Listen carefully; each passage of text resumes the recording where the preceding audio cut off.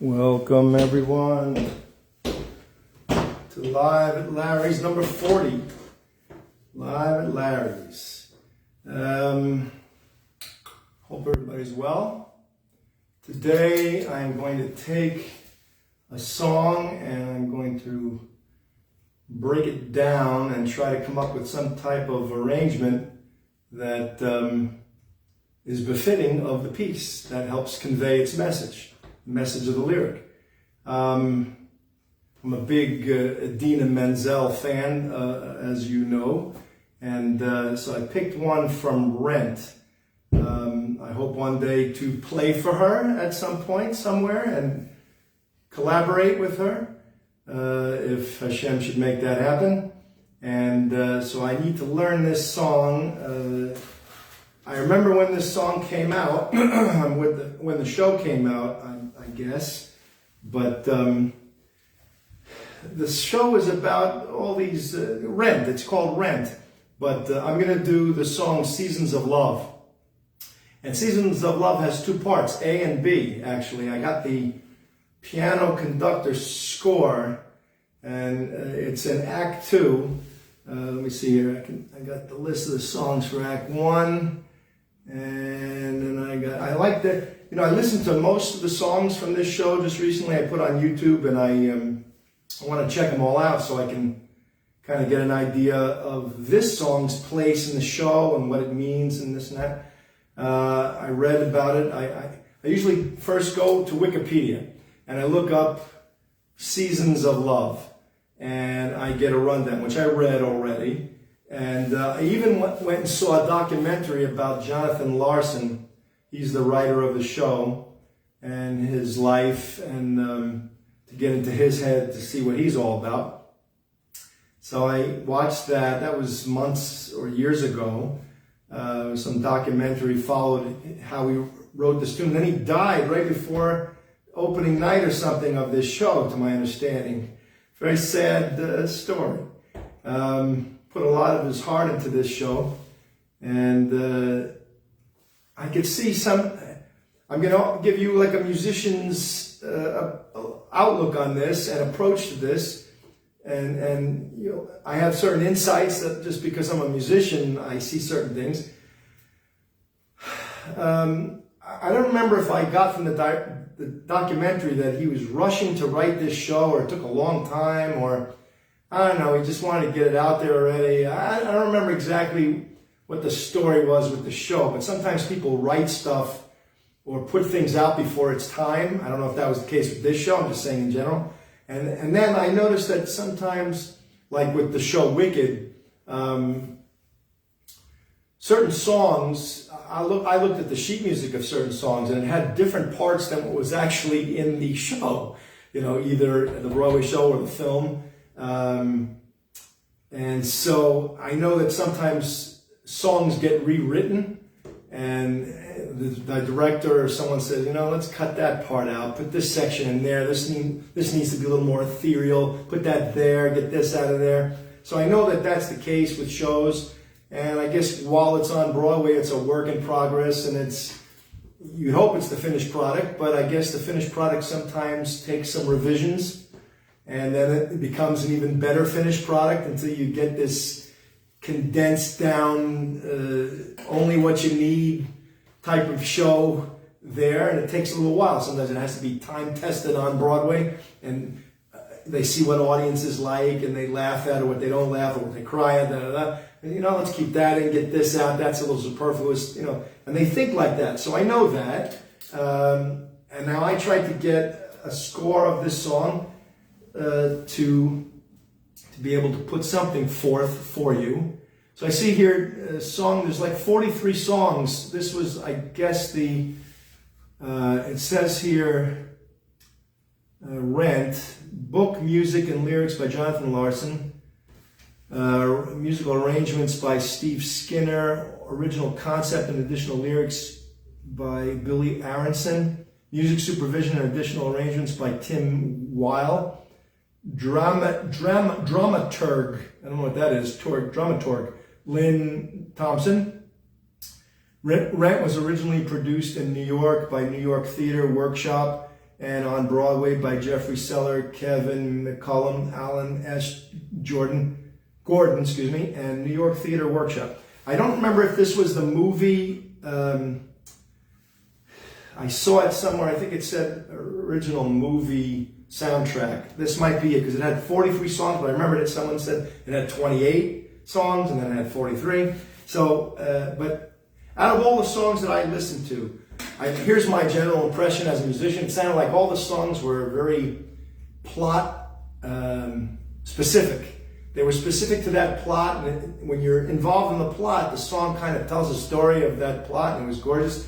I was watching the Greatest American Showman, the Great American Showman, greatest, I think it's about P.T. Barnum, and Wolverine played that. Hugh Jackman played the P.T. Barnum character, so I was very much into that. I was watching it, and it moves along so nicely, and you had all these characters in it because it was circus people, and they had various different unusual gifts from God that they used to showcase themselves, and that created the circus. And it showed how he went from an indoor environment to a tent. I don't want to ruin it for you. You'll see it, but that was that show. So I was seeing it was like a musical, and this is kind of like, this is a musical. And it's like a rock musical, and a lot of nice songs, but very high energy, and this and that, and powerful, and sad things and whatnot. And I guess the story was about these young people who lived in New York, and they all were friends, and some of them were boyfriend girlfriend, and they broke up, and some cheated on each other. All kinds of little subplots and things, and they. I don't know if they couldn't pay their rent, or some couldn't, or there was one of the guys was in charge, and whatever. I don't remember the plot completely. I tried to read it, but I'm a little exhausted. Got a lot of stuff going on here. As you know, I'm trying to study, become a rabbi, and also use the music. And I'm coming at this as a rabbinical student who's playing piano, who's also a student of music and the performing and forming arts.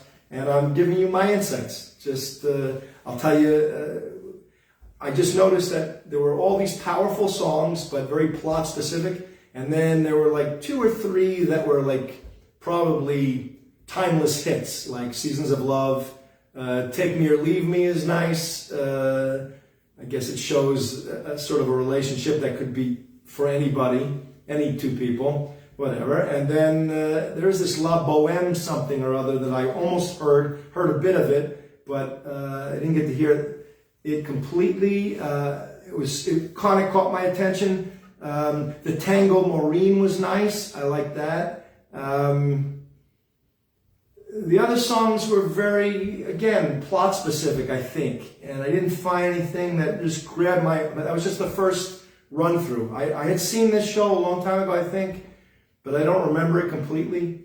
And I'm only attracted to it because I'm kind of attracted to Idina Menzel, and I appreciate her as a singer and a talent, and what she offers to the stage and to the world. And I guess I'm interested in it because I'm interested in her, and I'd love to play for her. But so I want to find out more about these 2 songs. They're the only ones that seem to pop up, the Seasons of Love and Take Me or Leave Me. So I want to do a little study of this. I'll think out loud on, so Seasons of Love, it comes, it's song number 24, beginning of Act 2. And then it comes again after Take Me or Leave Me, and it's Seasons of Love B. And then I also noticed, as an insightful thing, I thought the chords were kind of similar in this I'll Cover You song, Reprise. I might be wrong. There was some song that seemed to use these chords, but then take it to a different place.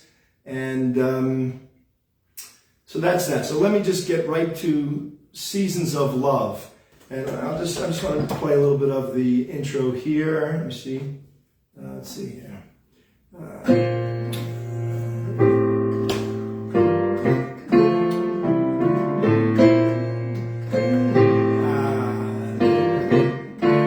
See, it goes to the minor there. Very interesting. This is still the intro.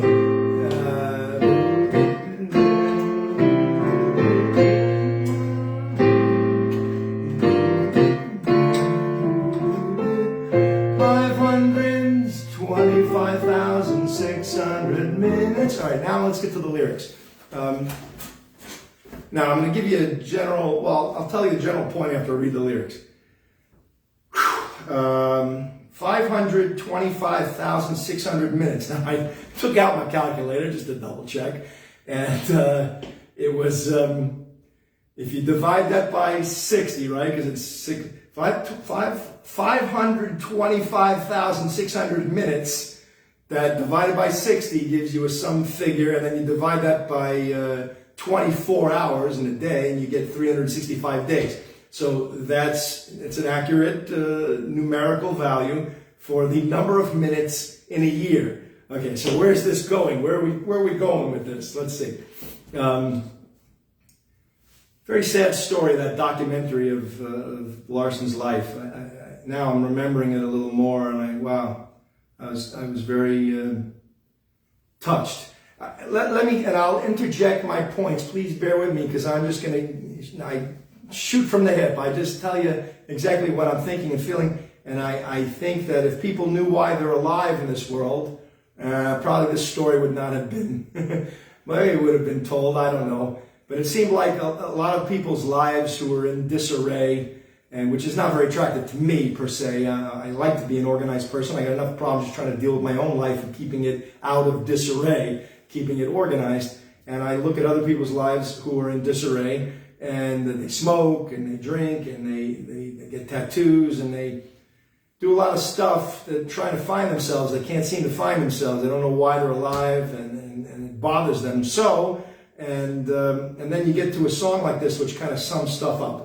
Okay, so 525,600 minutes, 525,600 moments moments so dear, moments so dear. So at least the writer, the lyricist, is being sensitive to time and how important it is. You know, and I'm going to give you insights. I went to a class yesterday, I don't know, was it yesterday, today, with my Rav, and he was talking about saving a person's life, like if someone was in a hospital, and he was talking about, I guess, visiting the sick. You know, it's important to visit the sick. And this one, he was talking about one guy who was in a coma, and you know, he was saying that should you visit the guy, because maybe he's in a coma, he doesn't even know you're there, right? Maybe it's better to go pray or go study Torah or something. But he said, no, good to go. And when you go to visit someone who's sick, you should say a prayer to Hashem. You should, because that completes the mitzvah. You got to say some type of prayer or Tehillim, read the Psalms of David or something, and complete that that mitzvah. You want to, Hashem is with the man. My Rav said Hashem is with everybody who's sick. He was with Abraham, when he got a circumcision. He was in a lot of pain, and Hashem sent angels to visit him, but he was also there, Hashem. I think sometimes when he says he sends angels, of course, it's like a representative of Hashem, and Hashem's there. In angel form, I don't quite, I still have to delineate what that means, but my Rav said that Hashem is with the sick. And so if he was saying, if someone's in a hospital, probably, you know, because hospitals usually want to get you out of there, so then they really probably need to be in the hospital or something, I don't know. And he said you should go there, and will you talk to the person? It might be kind of superfluous, I don't know, because if they can't hear you or not cognizant. And meanwhile, I'm in a shul with older men, and one of them was a doctor or a psychiatrist, and my Rav asked him, you know, does he think the person in the coma knows that you're talking to him or whatnot? He wasn't really completely sure, and whatever. Anyway, my point is that, what was my point? Sorry. Moments so dear. Oh, so you're saying that if you save somebody's life, you could break Shabbos to save somebody's life, which we did for my mom. We tried so hard. Just to give her 1 second of life is worth breaking Shabbos. That's how my Rav said it. So the fact that I'm just giving you my sensitivities, how do you measure? 525,600 minutes. How do you, oh no, wait. 525,000 moments so dear. 525,600 minutes. How do you measure a year? Okay, now he's going to try to figure out how to measure it. Now here's where we get this secular head, people who don't know God, people who don't know God's instructions. It's so simple, just learn the instructions. It's so easy, learn the Torah. It's in the Torah. Torah came 1,200 years before a major false religion and 1,900 years before another major false religion. It's God's one and only true instructions. I hate to be preachy about it, but I bring this to every song I play. And I think it brings a genuineness that's in line with God.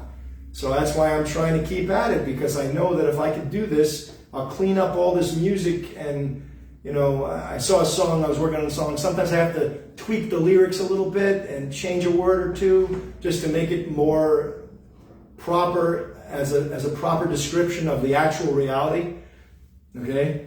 All right, so let's see. How do you measure a year?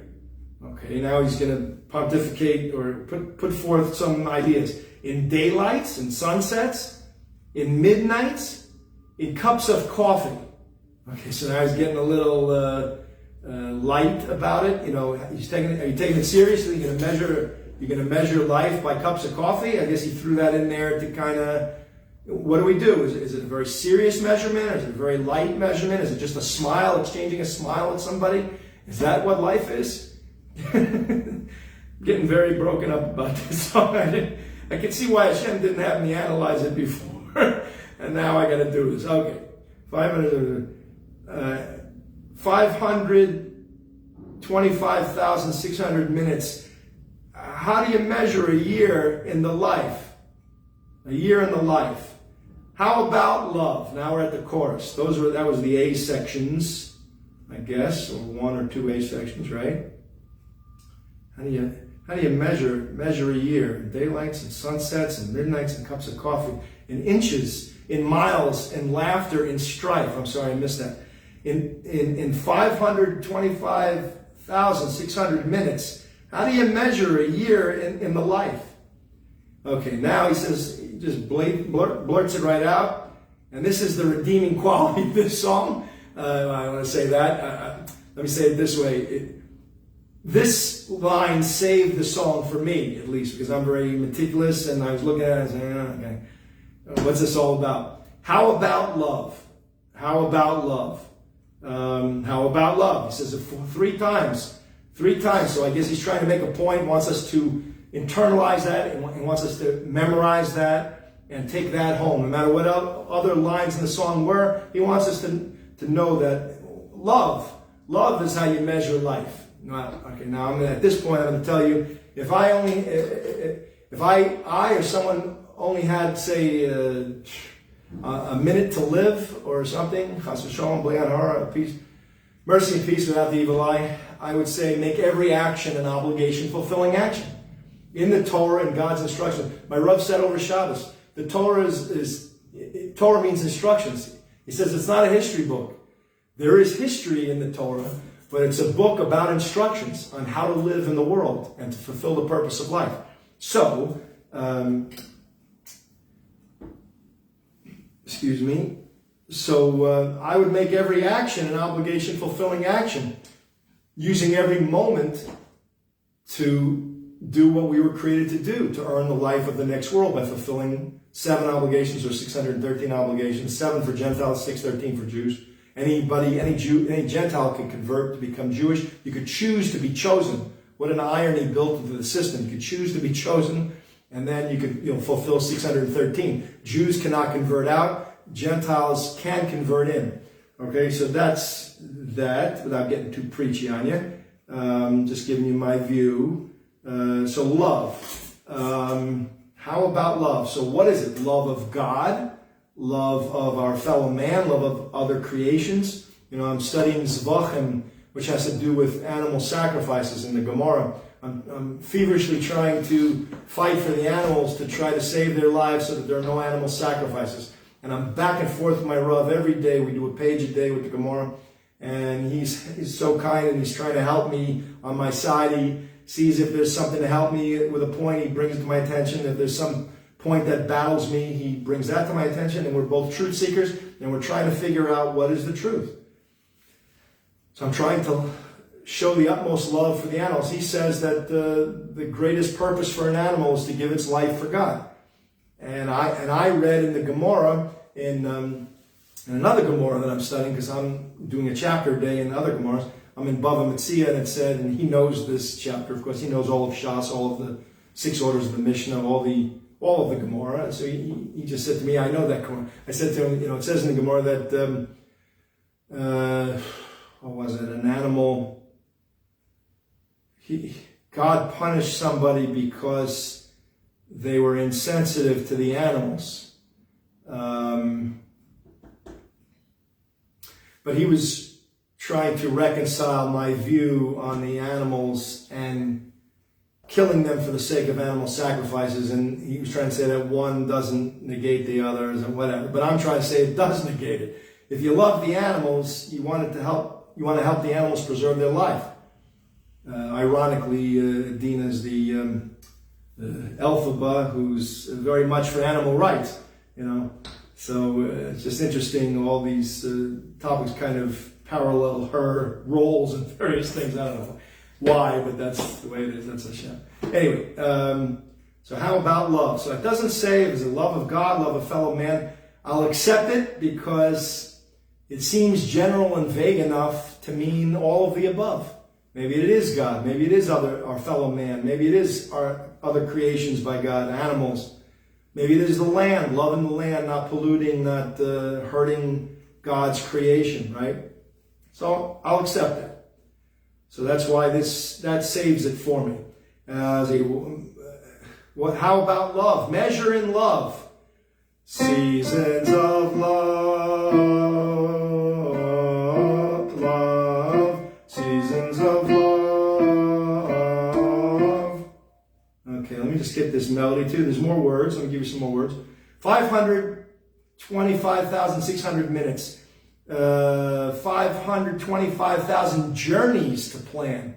That kind of seems kind of selfish. We're here you're going to go on a journey. You want to take a trip to Mexico and Barbados, and you're heading out, huh? You're going to really enjoy this God-created creation and go have some fun, huh? You think that's what life is? Taking your trips? You go to China and Japan and blah, blah, blah, and you think that's all that life is, huh? Well, I think that's missing the boat too. 525,000 journeys to plan. 525,600 minutes. How do you measure the life of a woman or a man? And by the way, there's like the whole cast of the whole cast, I think, is singing this song, or at least most of them. And there's melody and harmony going on, and cacophony. There's like sound against sound, or while sound is happening, and it can be very exciting, that kind of a thing. Also, there's a recording of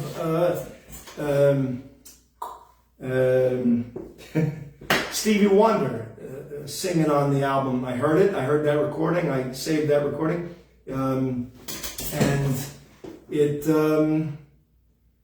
it's him kind of playing over it and giving his musical impressions of the song. And he played harmonica. I think he plays chromatic harmonica. I don't think it's a diatonic harmonica, because I guess in able to get certain notes, you have to have a chromatic one. And I think over the years that I've heard him, I've never really seen the harmonica in his hand. I don't know why, but I would think it's a chromatic harmonica, but I might be wrong. Let's see. Measure the life of a woman or a man.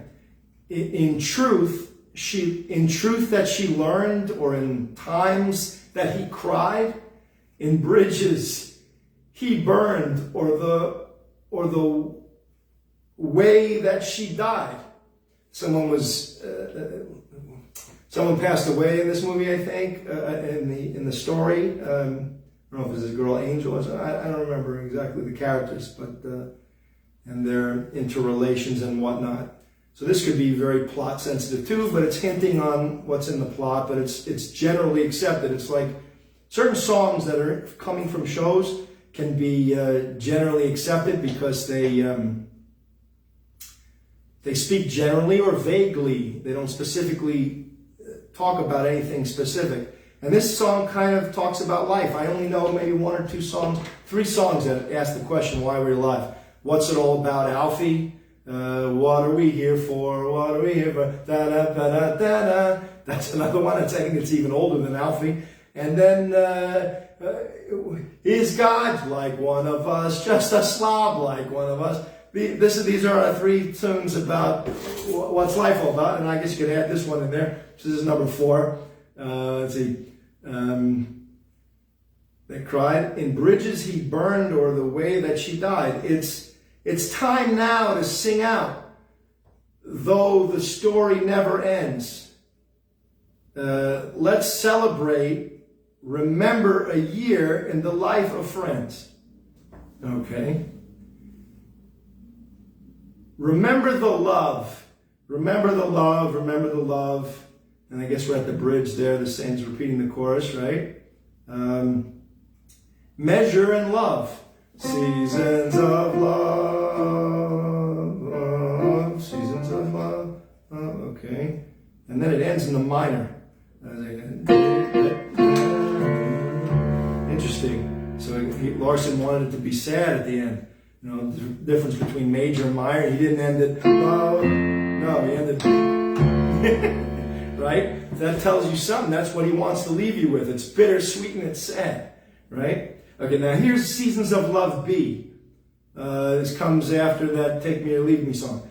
In diapers, report cards, now it just picks it up right there. How you measure, I guess, how do you measure life?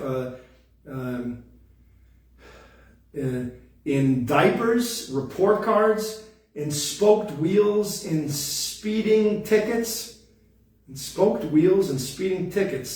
in contracts, dollars, in funerals,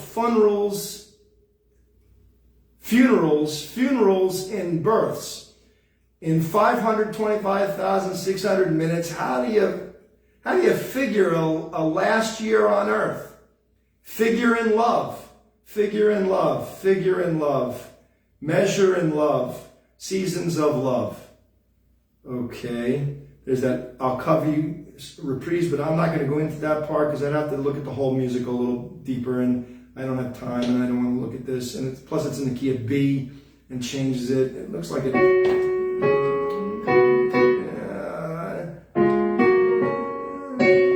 of looks like it. Yeah, same thing, kind of a thing. So has some type of repetitive quality, but takes you to a different place. I remember hearing a little bit of it, and I think it was taking you into a different place. All right, so that's that. And then there's exit music I included here just to see if I can. Let's see what this was.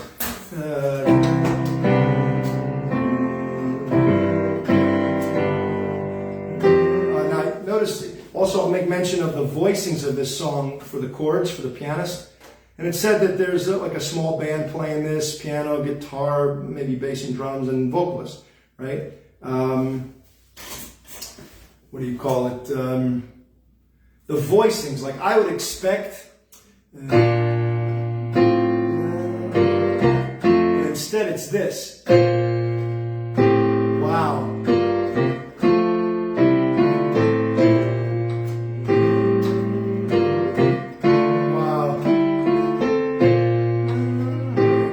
The melody on top, so I guess the singers know where to come in, because that's the first melody note of the singers. 500, let me get the melody now. 525,600 minutes, 525,000 moments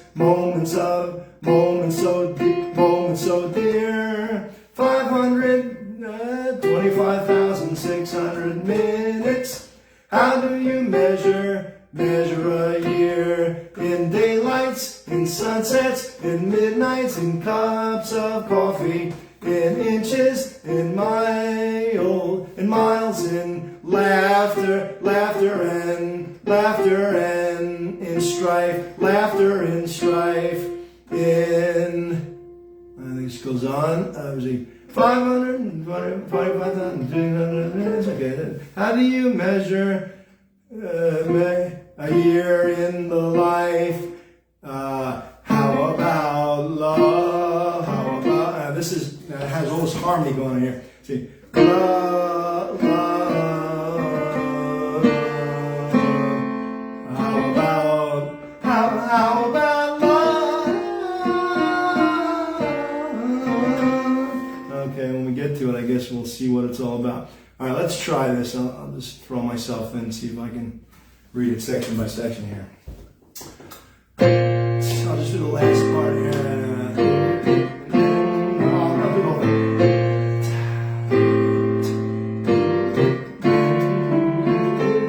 And then the cymbals come in and the organ comes in. There's like an organ in there.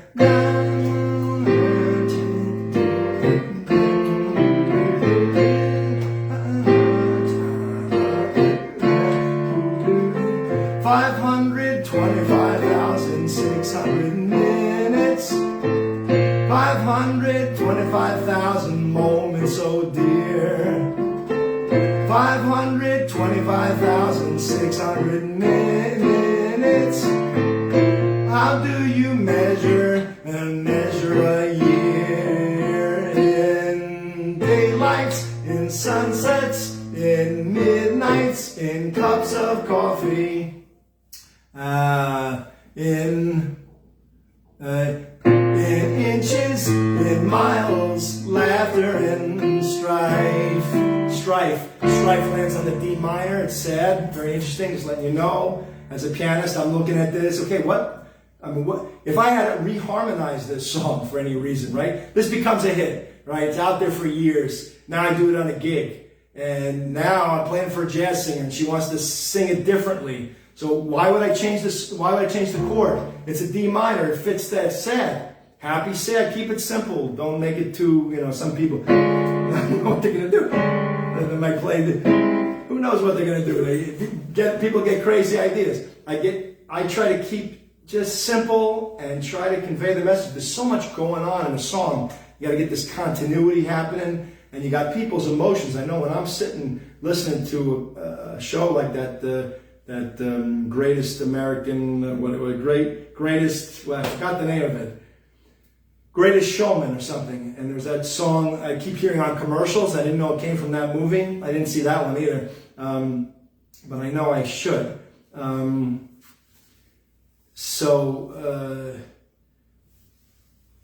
listening, and my heart is, I'm allowing it to be moved by these combinations of lyrics, melody, and chords.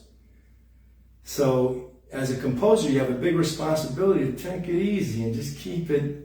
You don't want people's all over the place. You don't want to hurt people. You don't want people to feel bad. I'm sure there's like one or two shows I could never sit through because they're just too sad or too raunchy or just too something that it's going to change my head. I take so much time to keep good stuff up here that I don't want to ruin it with schmutz. You know what I'm saying? So anyway, but this has a nice message. I think it's a pretty good song. I don't think there's anything too damaging here. I think it's an uplifting tune. It makes you think about life, gets you to stop in your tracks and stop living for yourself or selfishly or and it gets you to say, well, what's life all about? And he's trying to answer the question, and he's kind of on the right answer, but he doesn't give you all the information. If it was a show done in an Orthodox Jewish neighborhood, probably would have a lot more information in there, but whatever. This is okay. Let's see.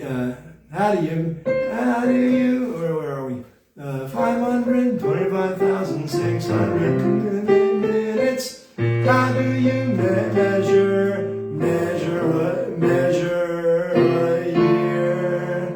They wrote a wrong chord in here. Oh, they keep writing the same wrong chord. Measure. Oh, he doesn't know how to write the chords. Interesting. Broadway show players, they're not jazz players sometimes. A lot of them are classically trained. And here he writes a G minor, C minor 7. But it's not a C minor 7. It's a G minor 7 over C. Because I know I'm going to the F next, right? It's not a C minor 7. So he mislabeled it. Now that tells me a lot about the guy who wrote it. Now that might not be Larson, it could be the other guys involved, well, whatever. Or maybe it was just a misprint, you know, it could be someone who knows what they're doing, but just they made a mistake. Maybe they let the computer do the thinking, and it spat out this thing, and it's not completely right. In daylights, in sunsets, in midnights, in cups of coffee, in inches and miles, in laughter, in strife. I was telling you that chord fits. In 525,600 minutes. How do you measure a year in life? How about, I guess they're singing it up an octave. It's written down here, I don't know why. How about, maybe it's two together. How about, how was it? How about, now this is interesting. E flat over B flat and then a B flat over F. It's suspended. It's like, it's big. When you suspend a chord, it's like the highest level of tension before you release it. And he releases it there and then more tension and then releases it there. Because he wants you to think about love. So he's trying to get to nice choice of chords. Okay, let's see. How about love? That's the melody. How about love? How about love?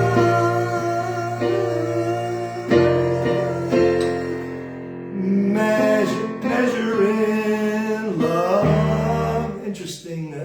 Let's see. Measure in love. Now it's love. I heard an F in there on the record. Oh, there it is. I'm sorry, there. Over an E flat. So it's very ethereal. It's this 9 on top of this, just a major chord with an F on top. It's like very ethereal, right? There's no other hint of any type of. You got chord tones, extensions, and non-chord tones. That's what makes up a chord. A chord, it could be, here are the chord tones of E flat. You got E flat, G, B flat, right? And then you got, if you have a major 7 or something, like a major 7 or a dominant 7 or a 6, those are the chord tones. The extensions are the 9. So you got 9, plus 11, 13. These are very ethereal. And then you got the non-chord tones. Flat 9, sharp 9, 11, natural 11. Hear how kind of dissonant it is because it goes against the G, the third, right? And then a plus 5 and a flat 7 on a major 7 chord. So those are the non-chord tones. Real quickly, I'm just giving you a quick, this is like a good music appreciation class because you'll listen to music differently. Here's all the chord tones extensions for major chord. Chord tones, extensions, non-chord tones. Dominant 7, that's the major 7. Chord tones. Those are all the extensions and the non-chord tone, right? Then you got minor 7, chord tones, extensions, non-chord tones. Then you got half diminished, you got chord tones, extensions, non-chord tones. Now in a diminished chord, a lot of musicians will appreciate this. You got chord tones, extensions, it's a diminished chord up a whole step, or non-chord tones, a half step up, a diminished chord half step up. Right? Okay, Great. So now you know all the chord tones, extensions, and non-chord tones. So you can see when a composer chooses notes, it should be very meaningful. Why does he choose certain notes? We're going through it. I'm sorry taking a little long, and I'm going to end soon because I got a class at 3 o'clock. Let's see here. All about love. All about love.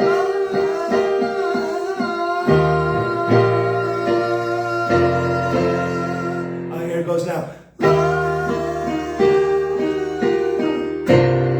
Seasons of love, love.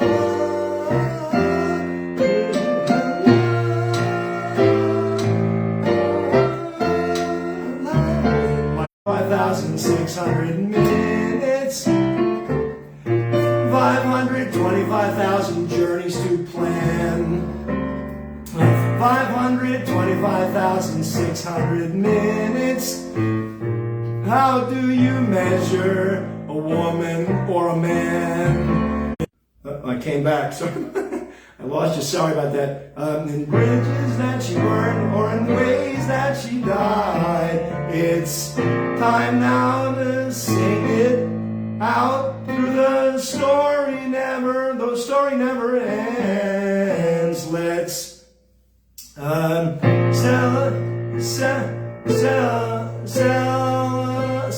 celebrate, remember a year in the life of friends. Remember the love.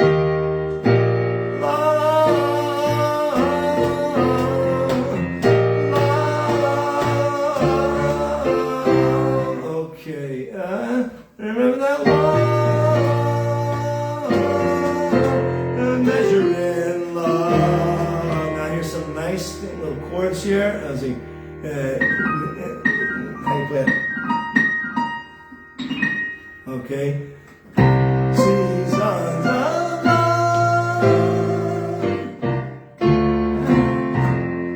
seasons of love.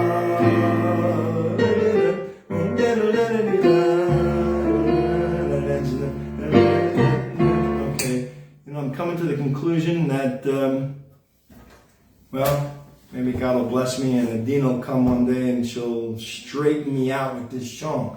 Because I don't think I'm going to get shot on this song. A simple performance of it. I just want to play on it a little bit. I want to blow over it if you don't mind. I don't even need the music, but I want to look at that intro. I like bass on here.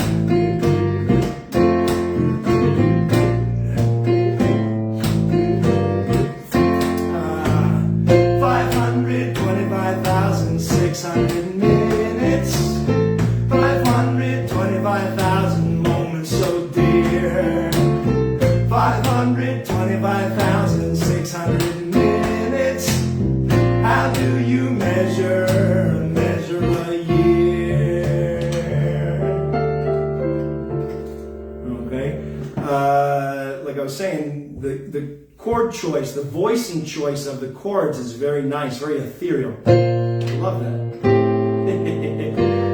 It's a B flat major chord. It should be, or even put the 9. He wants to put the 9 and put the third next to it, but he don't want to, which is neat. And it's an A minor 7, right?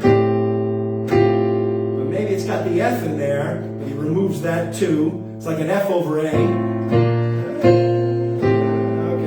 and now it gets back to some conventional voicings. Although it's the same as this one, but when you're on the 2 in a song, a 2 minor chord, all you need is the 3rd and the 7th. The 3 is a little bit more. You need a little more information. Now I gotta ponder that. It's just something I know in the back of my head when I'm playing, but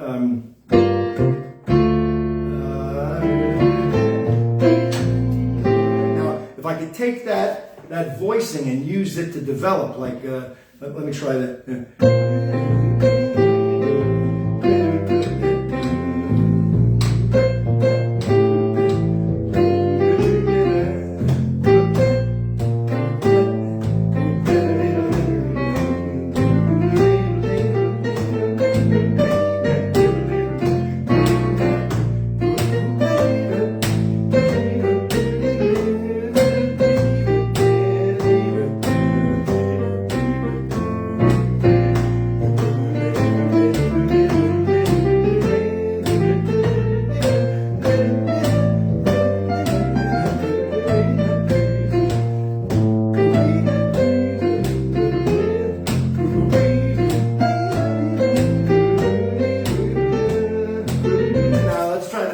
I'll use chord tones only. I'll start chord tones, then I'll use extensions, then I'll use non-chord tones, and you'll see a different approach. Chord tones.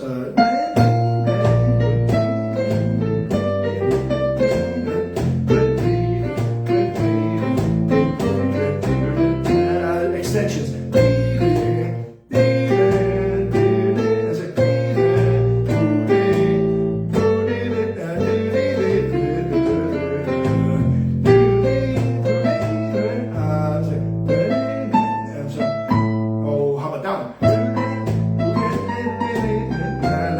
Chord tones. You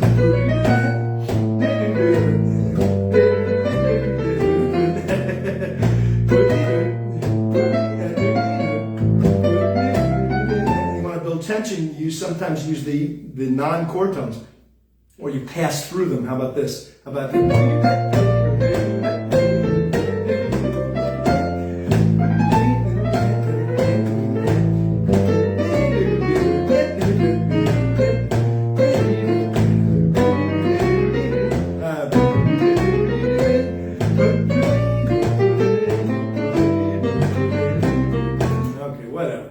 I gotta go, but I hope that had some offered some good stuff to you. I was trying to get this Rent tune together. There's other tunes I want to get. I wish she was here. I'd love to play for her.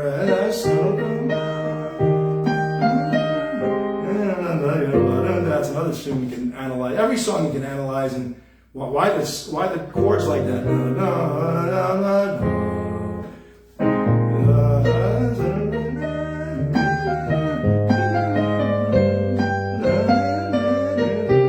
Interesting intervals there. Wow.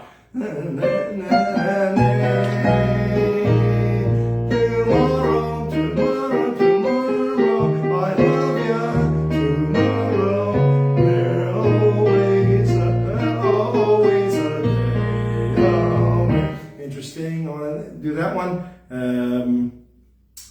There's some other ones that she does I want to try. Whatever. All right. I hope you enjoyed it. Got to get a song for this show already, because it kind of just starts out of nowhere and ends out of nowhere. I need like a good theme song. I'm working on something. Who knows? Maybe I got to go through some situations, tests, and challenges, and then the song will present itself. So I'll let you know when it happens. But up until then, bear with me. I just have to have no theme song. All right, have a good week. I love you. And I'll see you tomorrow for some great Torah. God willing, we'll study. Hopefully we'll finish some stuff. Maybe we can finish Zechariah and the next, was that, who's that, Haggai? No, I forgot who that was. The last Treasar prophet. So maybe we can finish all the prophets. All right, have a good week. Bye-bye.